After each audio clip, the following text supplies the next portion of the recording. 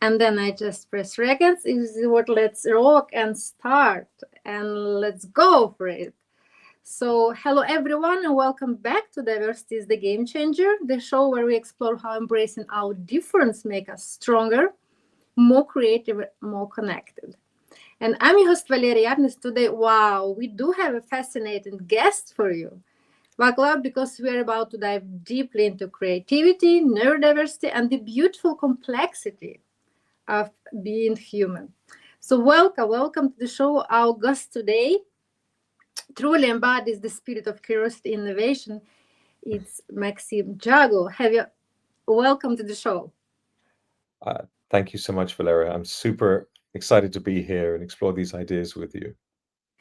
Can you please tell me? It's very important, I think, to double check. Do I say and pronounce correctly? It's Maxim or Maxim, or it I don't mind. depends. You can say, "Hey, that guy." It doesn't Okay. matter. No, I then I say, say, hey, my friend. Then it's much better to say, hey, my friend, because you're my "Hey, my friend. friend."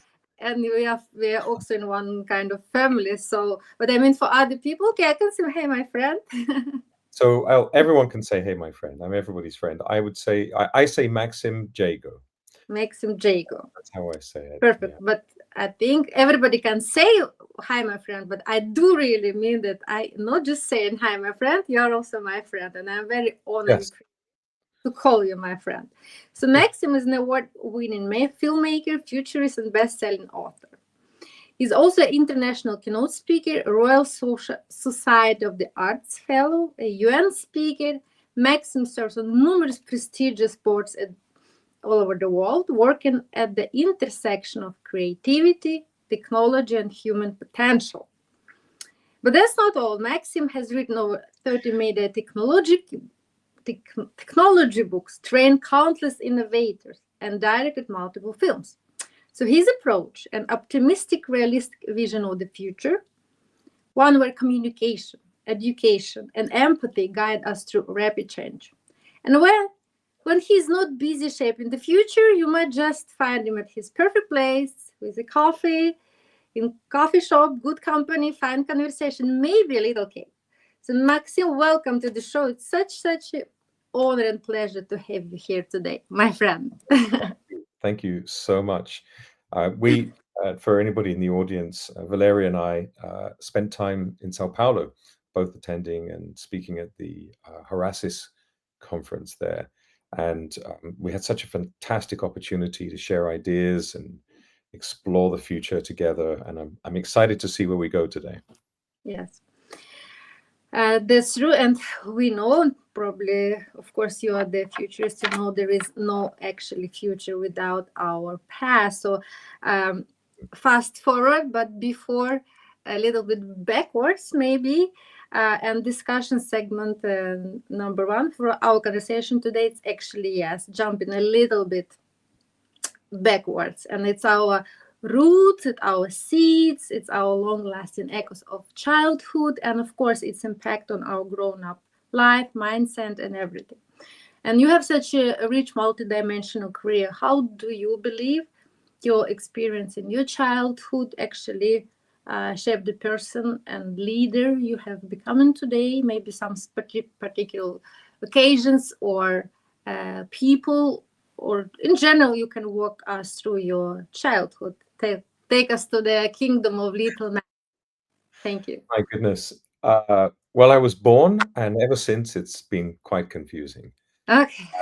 For everybody? I think for everybody, for me and everybody else.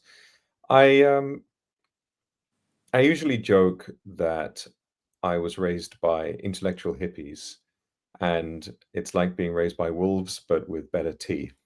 And it meant that we were not wealthy. We were a poor family, but we were intellectually wealthy. Even as a very young child, I could ask any question about anything, and I would get an adult answer.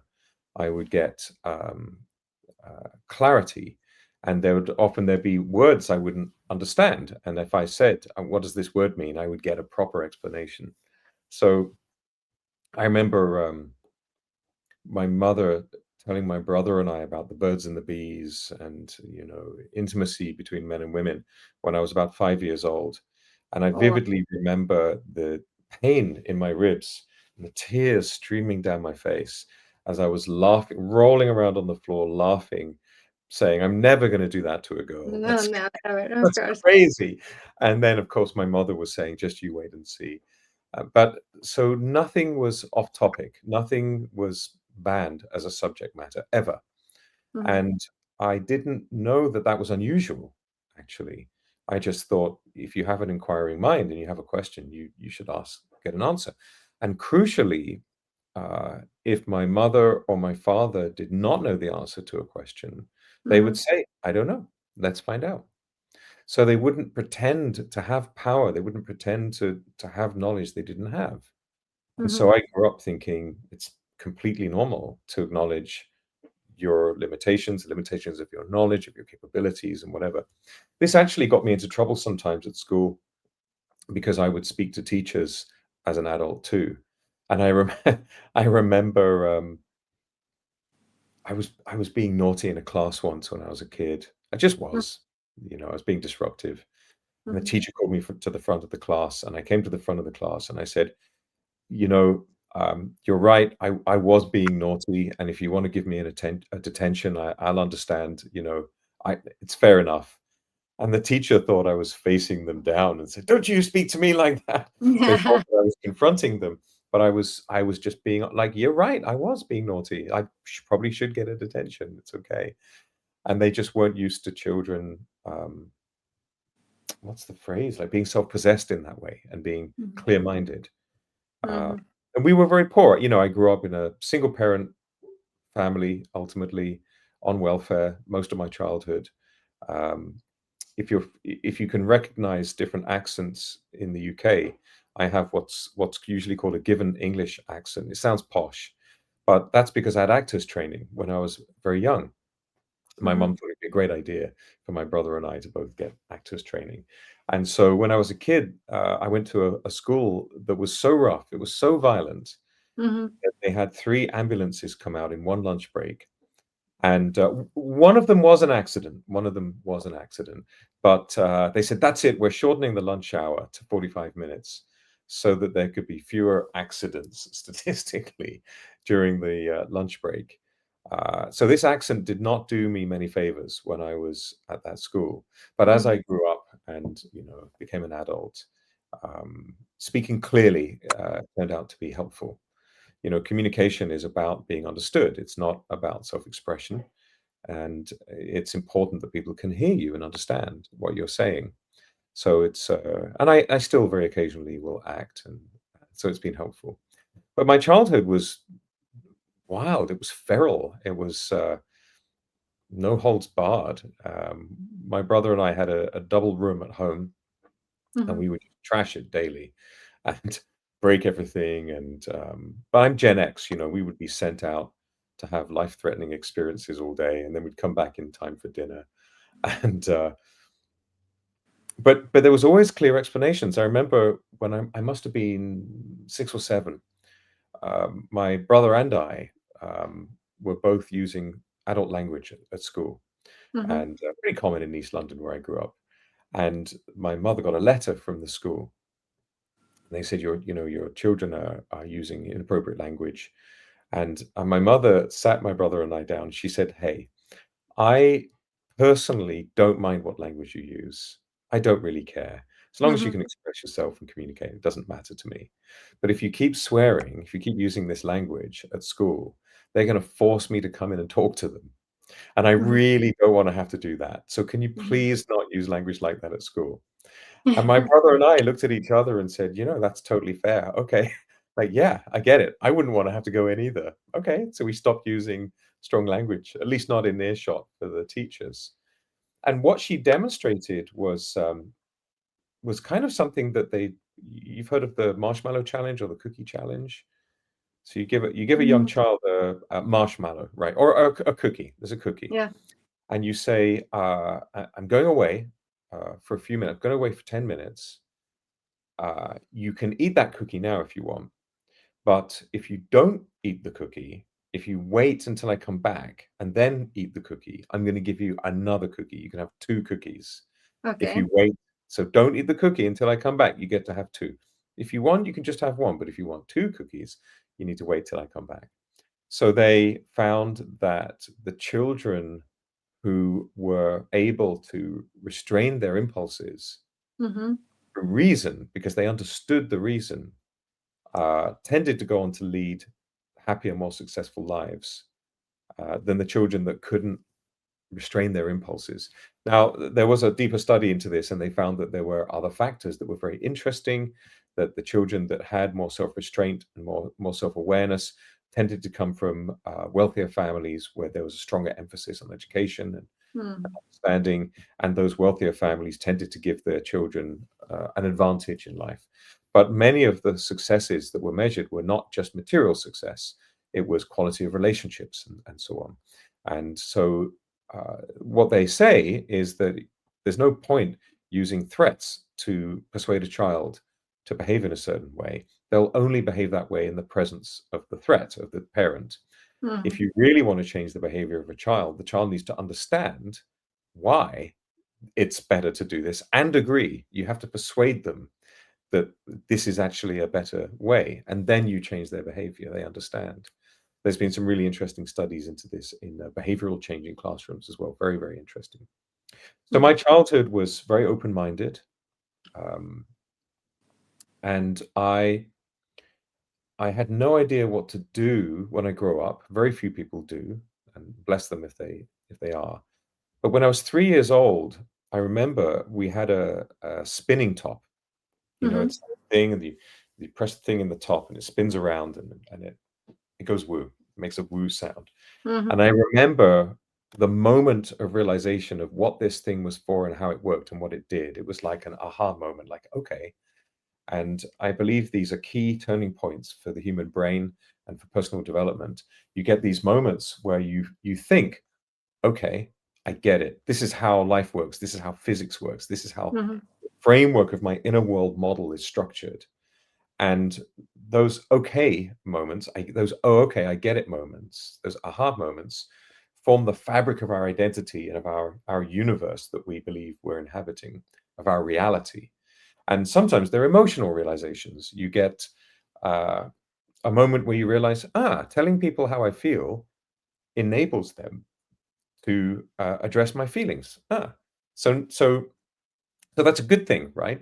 But sometimes you get what I call bad lessons, Mm-hmm. where you have, let's say, for example, if you feel insecure in public spaces, you realize one day, if I'm more aggressive than anybody else in this space, then nobody will threaten me. I'll be the most threatening person there, and therefore I'll be safe. So the need is positive, Mm-hmm. and the solution does generally work.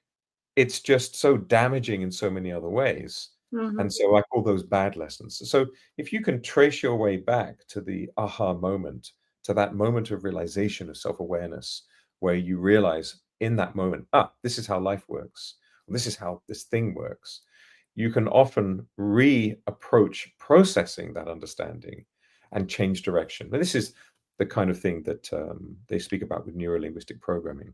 But when I was 3, I had this moment of realization, and I thought, wow, this entire place, I didn't have the word universal realm, I didn't have words for that, I was 3, but this place must be full of things that do things. I want to know how they all work. And Okay. so I set about trying to understand everything. When I was 11, I began a meditation practice. I stuck with that and ended up studying every spiritual system I could find. Became a Reiki master, a Tai Chi master, studied the Celtic shamanic tradition, was initiated, co founded a spiritual retreat. None of that was because I wanted to live a spiritual life at all, but because I felt like I want to understand how this thing called life works. And I gained some insights that I put into a book I'm going to publish soon called How to Be a Practical Philosophy book. So it's been quite a journey. And along the way, of course, a lot of technology. Wow. I'm so impressed. I'm speechless. And I was at the same time, it was my aha moment to train in my present skills of the listener, because I'm also, I'm consciously training in that. I'm not a very good listener, but now since I started my show, before even I had like some flickers here, and I was putting on my head like, I really have to be present listener, and then I can gain so much more than just try to interrupt. So thank you so much for really rainbow of all your experiences through your work in us. And I'm so happy that you had this opportunity to experience your childhood, and your parents encouraged your radical curiosity, because so many parents, they try to mold, to shape immediately, especially me. I remember I made in Soviet. It was nothing like you should ask about why or how. It's you have to do like this, like everybody else. And of course it was absolutely anti encouragement, encouraging culture to be like radical curious, and actually to ask many questions, and to become really unique or colorful or diversified person with so many interests, because you just had to serve system, right? So I'm so happy that you mentioned you've been a special, unique, disruptive, not just been, but still are. And in this vein, actually, we already touched about being diversified, about being actually, as I understand, with the beginner's mind, to be always hunger towards new knowledge. Mm. So, and if we can talk about also in an um, implement here a little bit also the segment of diversity of thoughts and building inclusive environments, right? And we can talk about creativity. And I also know that you're a futurist. You really do care about future of humanity. And my humble advocacy that one of the most powerful aspects of creativity, innovation, and everything what us propelling toward the future is diversity of thoughts. So, in your experience, how do you believe diversity of mindset, perspective, thoughts can fuel creativity and innovation, which, of course, this is the must for our future? Again, it's conversation with the tea and flow. It can be a personal experience, your professional approach about diversity of thoughts and our future. Thank you. Wow. Before I get to that, I'd like to mention I have the same thing that I tend to be a really terrible listener. And I believe that, they say in therapy, they say awareness is 50% of the journey to change. So the trick, if you have a behavior pattern that you feel like, this pattern's not serving me, I feel like I can do better. The thing to do is not stop the behavior, but become aware of it. Mm-hmm. And what I and then you can identify the motivation behind the behavior. So the example I gave earlier is somebody who's aggressive. Their motivation is personal safety. Mm-hmm. That's a really positive motivation, right? All of our fundamental needs are good, and usually our intentions are good. It's our solutions that are often a bit confused, a bit mixed up. Hence, the person being aggressive, not having the breadth of vision to see that overall being aggressive in a public space is damaging for them. Mm-hmm. Overall, it serves one narrow purpose, but overall it's damaging. And what I realized with myself is that I still do it a bit, but I suppose I excuse it by being a teacher, by being a keynote, by being a presenter. I'm often the guy with the microphone. And I always feel like if you're the one with the microphone, it's much easier to win arguments because you've got the sound system behind you. But I think when people speak a lot, it's usually, I think, for the positive reason of wanting to contribute a lot. Mm-hmm. So when you know, I do it too, and I'm getting better at it. But the positive intention is that you've got so much to give, and you want to give, and so you try to find opportunities to contribute and gift as much as you can of your knowledge, your understanding, your experience, your just facts that are useful. You want to be useful for people. Mm-hmm. But I think beneath that intention, there's a fundamental need um, that is even more beautiful, which is the need for acceptance. Everybody needs to receive love. I believe it's equally important that our love is accepted by others. Mhm. And this is something that culturally, internationally, I see very little evidence of. The need for your love to be welcomed and received by others, so that Mhm. when you give love, they don't reject it, they welcome it. And that need for to be accepted is fundamental to our species, and it's beautiful. And so I think the need to contribute by speaking a lot in different situations, even when it's not, everybody wants airtime, everybody wants to contribute, is to show value. You want to help, but also it's to say, hey, my presence, I hope that you will believe that my presence is valuable enough to Mhm. accept it, to accept my love, to accept my presence, my friendship. And of course, I think that that desire to demonstrate worth is usually rooted in historical experience of rejection. So when I was a kid, at 5, my mother would kick my brother and I out of the house. He was 8, and he had to look after me. And I didn't have my own circle of friends because I would, at that age, you have friends because your parents take you there, right? Your Mhm. parents take Mhm. you to meet your friends. And I'm Gen X. We would just get kicked out of, sent out to play. Not all the time, but, go away Mhm. and play. So I would be hanging out with my brother and his friends who were 3 years older than me. And at that age, that's quite a big age difference. And so it was very difficult for me to understand the games they were playing. I didn't have the physical manual dexterity, the mental dexterity, the language, the vocabulary to really keep up with them. And of Mhm. course, as 8-year-olds, they were very vocal about not wanting some 5-year-old kid in their gang playing with them. And so I grew up feeling like you mentioned childhood earlier, like I would need to demonstrate that I was capable of fitting in with the people there because I could understand, I could follow the rules, I could engage. I was worth allowing into the gang. And so, of course, these patterns that we learn as we socialize as children, as we learn how to participate in small groups and larger groups, and ultimately in society, they become tram lines in our minds. They become patterns of behavior that we're not Mhm. even aware that we're on a tram line. We're just communicating, we're just engaging. Mhm. Mhm. So I resolved this personally by exploring this equally. I was going to say more valuable, but I think it's safer to say equally valuable benefit of really taking people in. I'm just a fan of people and love everybody. And when I take the time to hear someone's story, because people behave in ways that seem crazy, it just seems wild. Like, why would you do that? And then you get the person's story and you realize, wow, of course you would behave that way today. Of Mhm. course you would. You see it in relationships, um, the really obvious ones like the major personality disorders like narcissistic personality disorder, borderline personality disorder. I forget there's 3 or 4 of them out there. And you look at the person's behavior and you think, what you're doing makes no sense. Yes, it makes no sense now, but it makes perfect sense when you factor in the entire person's history. Now, Mhm. I'm a storyteller. I'm a screenwriter, award-winning screenwriter, and a filmmaker.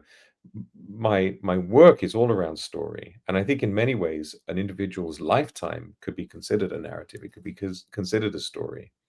And so I love seeing these connections between the past and the present and the future. And as a futurist, I think really the trick is to deepen one's understanding of our past, Mhm. deepen one's understanding of our present, and then you can see where things are traveling. You can see the trajectory. You can see it's like following the path of a photon, like it was there, now it's here. I guess it's going to go over there. And so you can apply this concept culturally, spiritually, socially, educationally, you name it. In terms of industry development, it's really, really simple, but it's hard to do if you incorporate judgment Mhm. into your thinking process. If you incorporate approval or disapproval into your assessment, it's very hard to see the reality going on around you, or the subject that you're exploring. What you Mhm. will tend to see is the judgment. So I came up with a meditation a short meditation that I have found and others have found makes it more straightforward, let's say mechanically, Hmm. to know oneself. And would you like me to share it? It's a very brief description. Yes, yes, let's do that. Of course, I would love to. So, so what you do is you go somewhere that you know you won't be disturbed, Hmm. just because you need to feel unself-conscious when you do this. Hmm. And you set a timer on your phone or whatever, for 5 minutes. Hmm. And most people have this inner dialogue. Not everybody, but most people have this kind of inner judgment. Oh, I said that wrong. I was late for this thing. I didn't wear the right shoes. Why did I use that word? We're constantly assessing our performance to ensure, as social primates, that we behave in ways that allow us to be accepted by our social group. This is 200,000 years ago when we went through around about then, we went through our last major um, evolutionary change. This Hmm. was literally life and death. If you're excluded from the group, you're much more likely to die. So it's fundamental, it's existential for us as beings to be accepted. And we Hmm. need to recognize that and recognize how important that is within our role in society and in our relationships, whether they're romantic or social or family and so on, professional. So you go somewhere you won't be disturbed. You set an alarm for 5 minutes and you have a conversation with your brain and you say, for 5 minutes, I am going to introspect. I'm going to look inside of myself. Observe. You can visualize turning around inside your head and looking deep into the inner part of yourself. Hmm. And I really appreciate the way you keep me safe by reminding me of the threats to me outside of myself, inside of myself, my behaviors that I need to improve, the things I forgot to do, the thoughts I imagine other people have about me that they could have about me that might be negative. Really appreciate you making sure that I don't forget any of these threats because it's keeping me safe. But for Wow. 5 minutes, Hmm. I'm going to pause having opinions about any of that, and Hmm. especially about myself. Because if I observe myself with judgment, I will see the judgment, I won't see myself. So I'm going to set an alarm for 5 minutes. This is the conversation with your brain. And Wow. when the alarm goes off, I know I can count on you then to bring back to my consciousness, to bring back to my awareness things that I might be doing wrong, that I want to do differently. Choose your own language. I know therapists would say you shouldn't use words like problem or wrong, but in this case, no, that's exactly what the brain is doing. It's protecting you. Hmm. And then you say, I will stop in 5 minutes. When the alarm goes off, I can count on you, I know, to come back with this stuff. And then you start the timer, and then you can close your eyes or not, whatever's comfortable, sit however is comfortable, breathe normally. A good way into meditation is to just begin by focusing your attention on your breath. A Hmm. lot of people talk about, um, 8-4-2 breathing or, different ways of holding your breath, or 2-4-8 breathing, whatever is comfortable. And just look inside of yourself without expectation. And what you'll discover is that there'll be all sorts of thoughts that arise. And the key to this is to not get involved in having opinions about the thoughts, just to recognize them. And something might come up like, yesterday I did this thing. And you can ask yourself, that's interesting. Why did I do that thing? Why did I do that thing? Let's say, for example, you're at a party and you met somebody and they told you their name and you immediately forgot their name. And you think, or you were late for a party, you were late for a business meeting, and you think, why did I do that? Don't ask yourself the question in a judgmental way.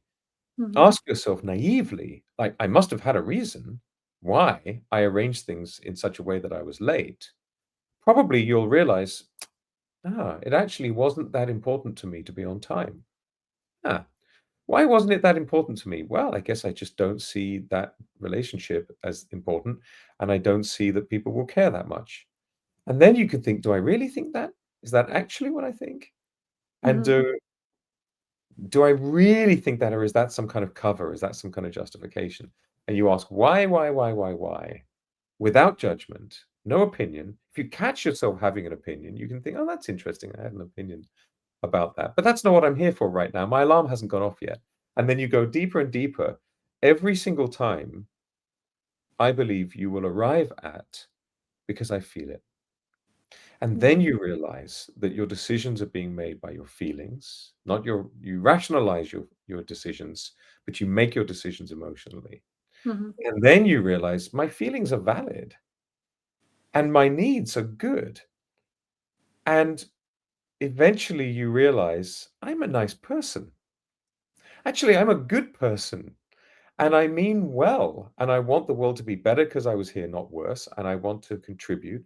I personally, as Max and me, I believe that the fulfillment of human potential is in the service of others. And you're going to discover I want to be helpful. I want to be of service. I want to give. I want to contribute. I am loving. And then you go back up again. Oh, okay, that's interesting. So when I was late for that meeting, the reason was because my paradigm, my understanding was X. But now that I think about it, I think it's Y. I think actually in the future, I'm going to plan on arriving early just in case. Because actually, that makes more sense. You go back up to the top, the alarm goes off, you get back to judging. You do this 5-minute meditation for 5 days, change your life. And I think this is particularly important. You were talking about, I might call it the Jago meditation. I've never had anything named after me. Oh, So okay. maybe Let's I'll call it the Jago now we meditation. experience the birth of something like you, the concept. Wow, what a powerful tool! Oh my God, thank you so much for sharing. And I'm that's for sure. I'm encouraging everybody who is joining us today in the studio. And I will be definitely um, trying this one actually. And one time, next time maybe when we co-create our future during different uh, meetings, we can do it together and actually give a feedback to each other how it Yeah. works. Amazing. It's of course about a beginner's mind and not judgmental approach is one of the ground pillars of mindfulness, right? And it's so important, especially now in this noisy world, to be present, to stay present. It's yes, first of all, you should be radical curious, but then again at the same time you should not be put in labels and immediately and judge everything or stigmatize or taboo or generalizations and stereotyping. And actually it's very good idea even now to speak about my very passionate topic, which is very close to my heart and heart of this podcast, is actually neurodiversity, which Right. experience a lot of anti judgmental approach, right? It's still very much in the society, in many countries also, of course, cultural context. It's not even okay to speak about that, even rapid in neurodiversity, which is much positive term, right? So, but now let's talk about um, how we can make a wider lens through this, like you have already brilliantly underlined, under judgmental approach, right? Because I'm displaying neurodivergent myself. I have OCD, and it seldom comes just OCD. It's always like um, combination. And I think more and more, not I think, I know in this new generation, so many people, of course, are neurodivergent, and we are propelled. The society, I do believe we are so creative, innovative, but still it's a paradox. We are creating, but we don't fit in, and it's a lot of, again, about judgment, about taboo, stigmatization. What's how do you personally see neurodiversity, and how we can make it that it should be fit in the broader now conversation, and how we can create more inclusive communities, societies, environments. Thank you. Well, I wanted to say, this kind of meditation, I think, is particularly helpful for people that might identify as neurodivergent. But before I get into that, I want to highlight there's a bit of a language trap with the word judgment. Mhm. And we're often limited in our thinking by our language. It's most common, I think, for people to think according to the structure of their language, their grammar, and language. Words are placeholders for meanings that are based on shared experiences. Mhm. And the word judgment, though, it actually has two key meanings, as I understand it.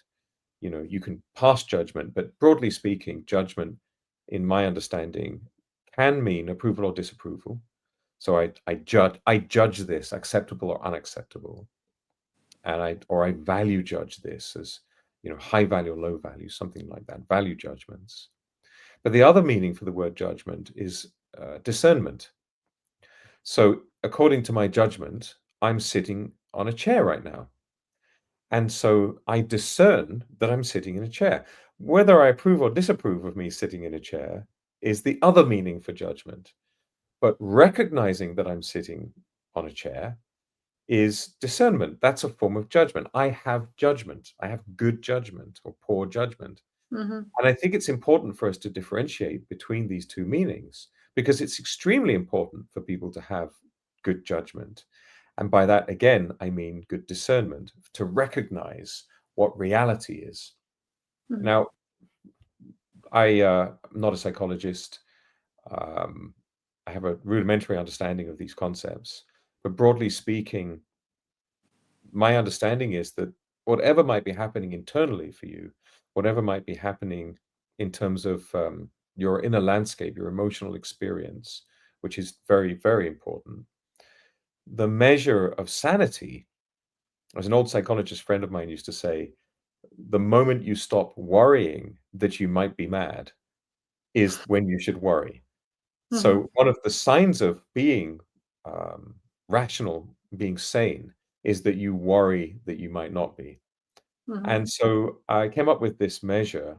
I don't know how helpful it is, that if you're able to look normal around normal people, you're basically sane.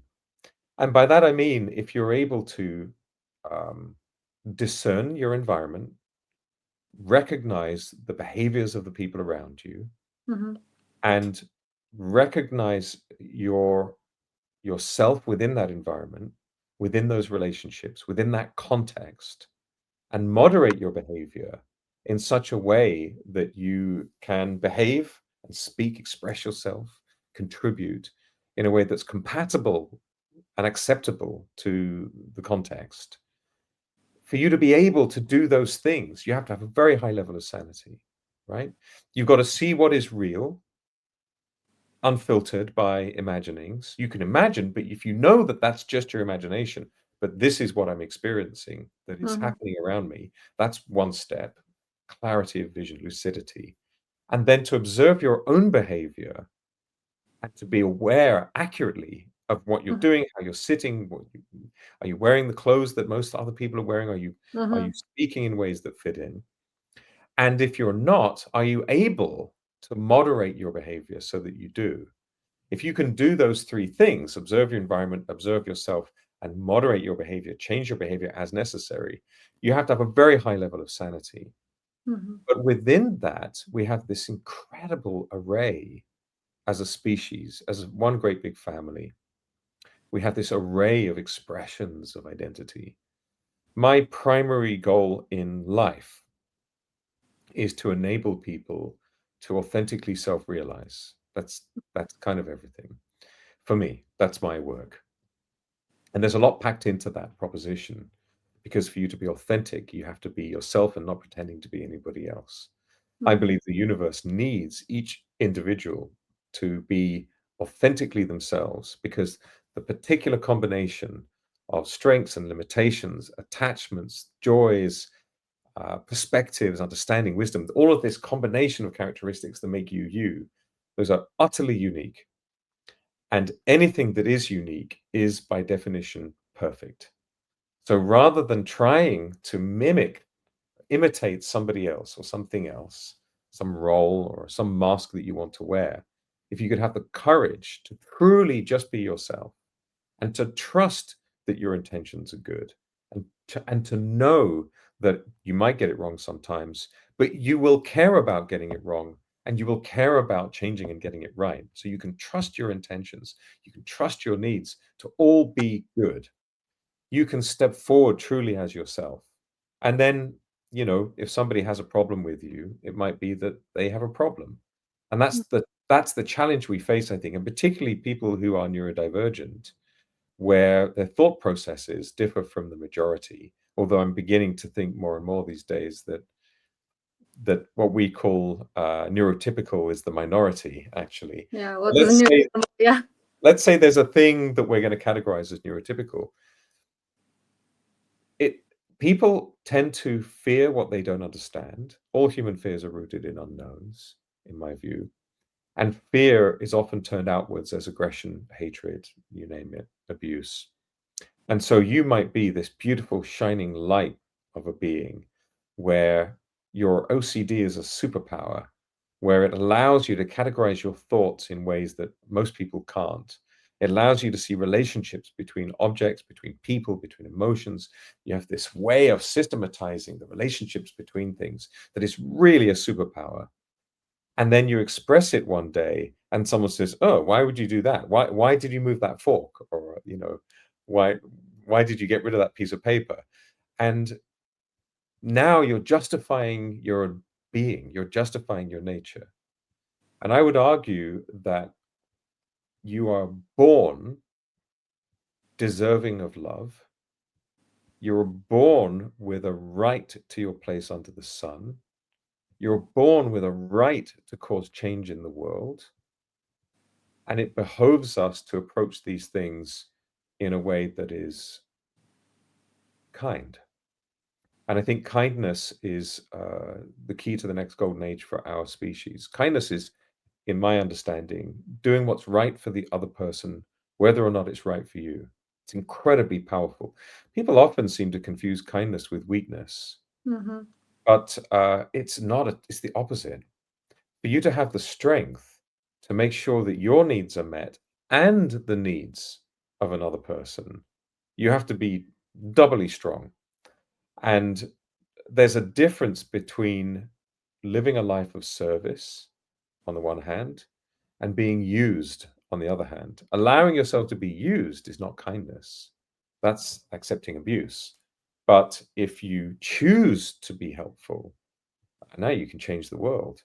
And people that are, I must say, I don't know if this is a particularly politically correct way to frame what I want to say, but I am personally lately exhausted with people having approval or disapproval of other people's nature or their culture or their identity, whatever your demographic, whether it's your sexual orientation, gender identity, age, ethnicity, culture, dress sense.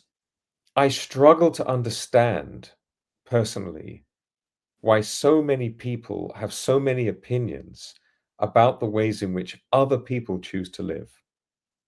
And I just I understand it intellectually, but I find it utterly exhausting. I can understand celebrating with somebody. And I said this I was speaking in Vancouver recently at the Frontier Summit, fantastic event, beautiful. There was a lot of focus on native traditions and bringing those traditions into the future. And of course, the reason those traditions exist is because they encapsulate and convey, they become a medium for essential, eternal, universal truths that are passed down from generation to generation. And of course, naturally, of course, we're bringing them with us into the future. And of course, they'll express in the future and be intrinsic to our cultures around the world. There's no risk of it going away because it's so fundamental to our character as beings. All of it's positive.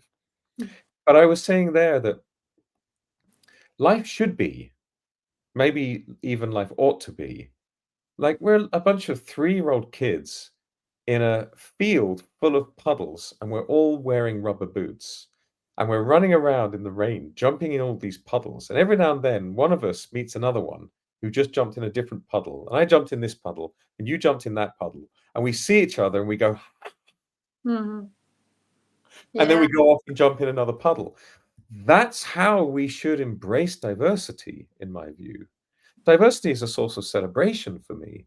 And if somebody has some particular characteristic in their, neurology, in their character, in their persona, maybe it's the perspective from which they view the world, maybe it's their spiritual paradigm.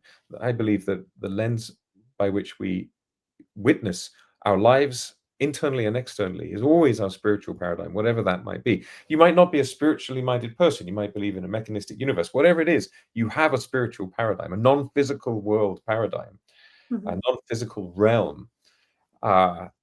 Whatever it is, we should meet one another and say, wow, that's amazing. That's really interesting. That's your way of living. Fantastic. Do you want to see my way of living? Check out that person's way of living. We should be enjoying this diversity. It's not a problem. It's been framed as a problem by powerful organizations that seek control. But as I've been saying and by framing it as a problem, we embrace it as a problem to be dealt with. It's not a problem. It's no problem. You meet someone. I was talking today with friends who about being trans. I don't like. Yeah, I have a friend who's trans. Has absolutely no impact on our friendship. Like, yeah, and be happy. I might know someone I can connect them with. Find love, be happy, be joyful. What's it got to do with me? So I And think we're moving now inexorably away from these single unified sources of power, social paradigms, towards a distributed network-based intelligence paradigm, where there's collectivism integrated into it, where we see one another and appreciate one another. And in Hindi, there's this beautiful word namaste. It's kind of been taken over by the West now. When you say namaste, what you're saying is both I see you and I recognize you, which means I fully accept you. And mutual identification with the other is a pretty powerful thing. well, what a powerful message, and I can really relate to the things, especially when you say it's so important to approach this very special, challenging time in the world with kindness and a real source of kindness from your heart, not like from just traits, like I'm doing that for you because I'm going to get something back, or not being in this service because, like you said, that all the time you can. Okay, it's two things. It can be your traumatic experience from childhood, maybe a people pleaser. Then it's one source, and another source also exactly like people try to use you, and you have more and more acceptance in that way. Then maybe the lack of self confidence at a lot of what has happened during our life. And I'm very much happy that all the time when I can see your path and I know your how you behave and treat people. And I would like, I know we don't have that much time, but I would like very much that we can touch upon your new upcoming books, and especially because of kindness and empathy you're emphasizing so often.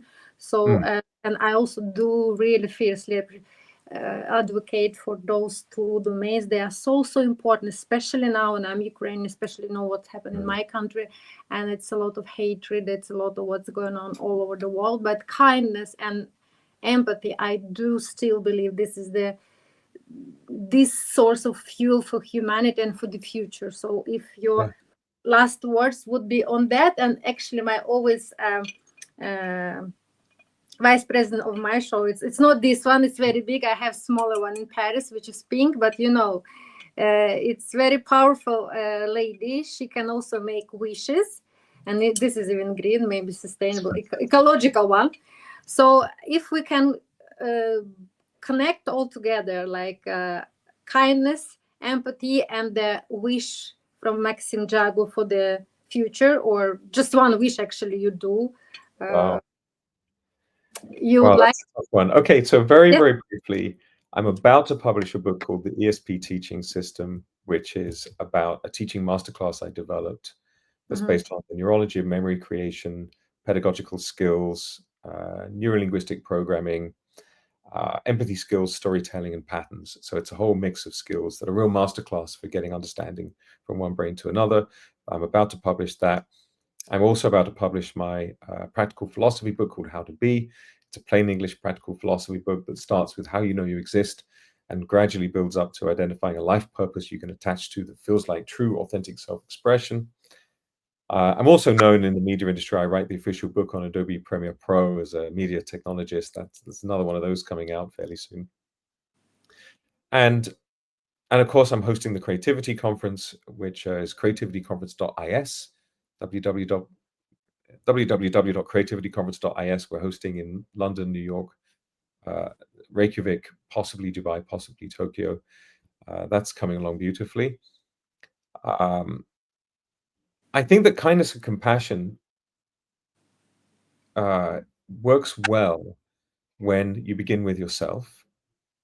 It's necessary for you to accept yourself with all of your limitations and attachments so that you can then empathically, not sympathetically, where you feel a similar feeling, but empathically, where you literally feel the same feeling, you feel other people's feelings. Mm-hmm.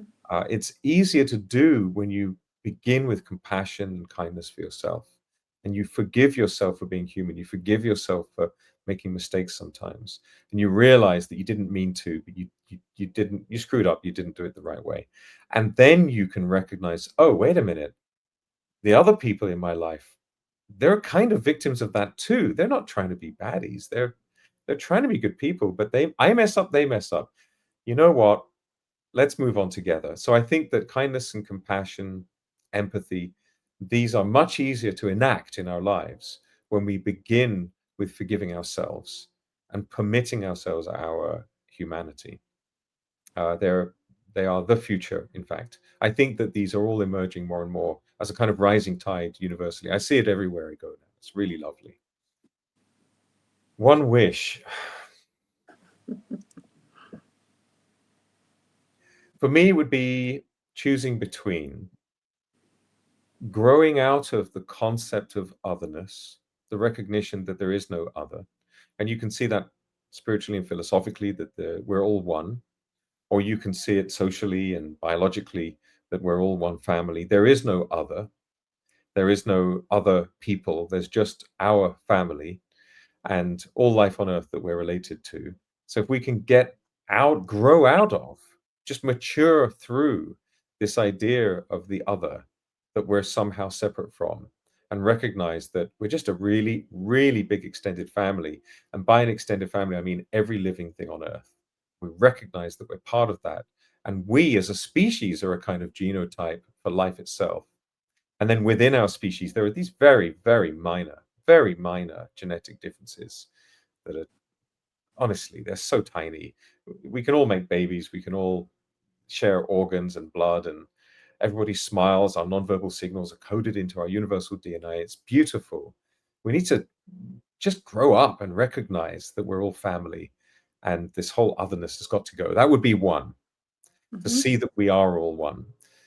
The second one is perhaps more fundamental. It would be that people recognize, I believe that our emotions, our motivations all flow from one of two potential root sources, Fear love and and fear. fear. Yeah. Mm-hmm. And I just wish that people were more cognizant, more aware that love is a better guide. Wow. So I'm thinking of writing a book with that title, Love is a Better No, Guide. exactly. Wow. Podcast title you will love is a better guide. Exactly. Because if you realize that you're making a choice on the basis of fear, totally understandable, much easier to get, right? Much safer usually. Usually, the exact opposite choice Mm-hmm. is the love-based choice. And so you can use the recognition that you're acting in fear as a guide for how to act in love. So if somebody is rude to you and you feel like, I should confront them over that, I should challenge them over that, and how dare you speak to me that way? That's fear, isn't it? Right? I'm protecting myself. Conflict, drama, violence, aggression, justice. What's the opposite? I Wow. know. I'll ask them if they're okay.